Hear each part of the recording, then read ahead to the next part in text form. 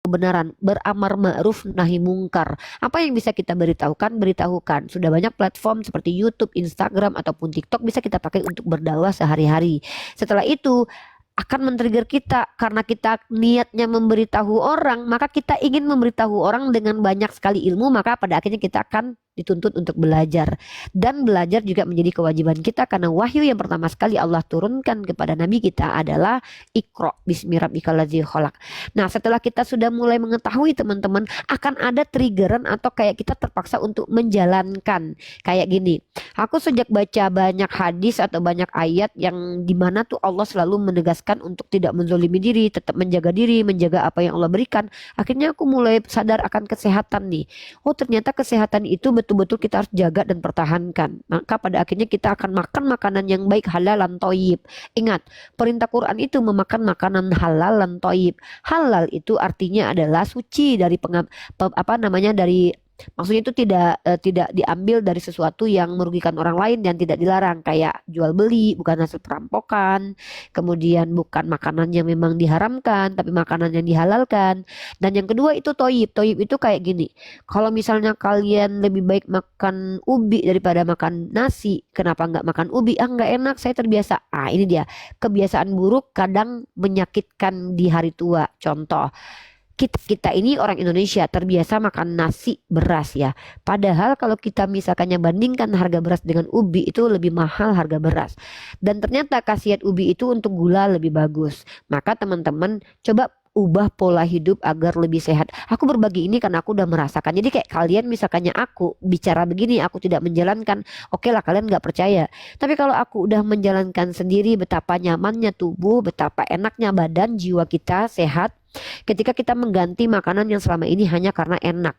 Jadi makan itu bukan karena enak teman-teman. Sama seperti menikah. Jangan berharap menikah bakalan bahagia.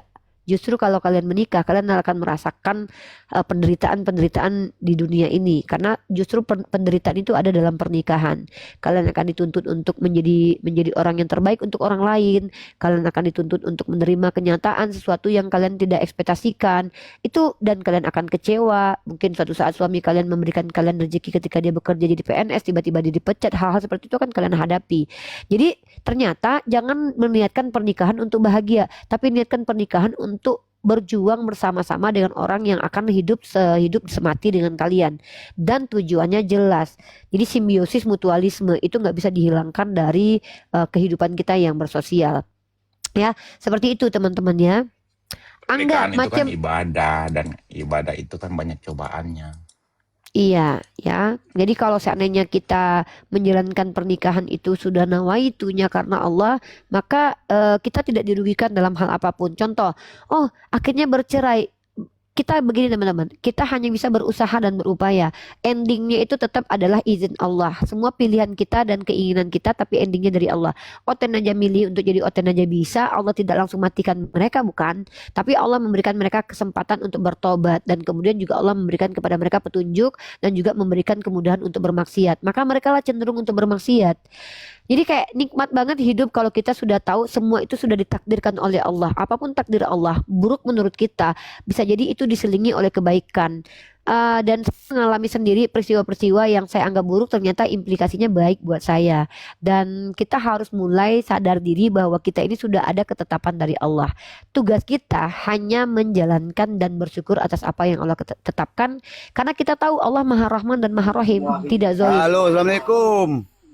Ya, buka kamera, buka kamera. Ada Agamanya kameranya, apa? Kak. Agamanya Nggak bisa apa? buka kameranya. Agamanya apa? Islam, Kak, Islam. Ya, waalaikumsalam warahmatullahi wabarakatuh. Naik ke sini mau ngapain? Mau nanya, Kak, berapa zat Allah pada diri kita, Kak? Tidak ada zat Allah pada diri kalian dan diri kita. Karena nggak pantas dan nggak patut zat Allah ada dalam diri kita. Yang ada adalah Allah berkuasa atas diri kita. Kekuasaan Allah tidak jauh dari urat leher kita. Kalau zat Allah tidak ada yang tahu. Kalau Allah itu berfirman dalam Quran bahwa Allah itu laisa kamitslihi syai'un. Begitu ya. Pas, Kak, pas. Ada lagi yang menanyakan?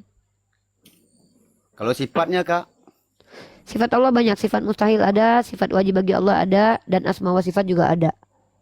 Sifat wajib, sifat mustahil, sifat asma wa sifat, 99 nama, dan juga sifat Allah. banyak sifat Allah, tapi bukan sifat-sifat yang batil, bukan sifat-sifat yang jahil, bukan sifat manusia, bukan sifat-sifat makhluk, tapi sifat-sifat ilahi. Udah bang, turun dulu ya bang ya, bang Nuis ya, bang Islam. Ya.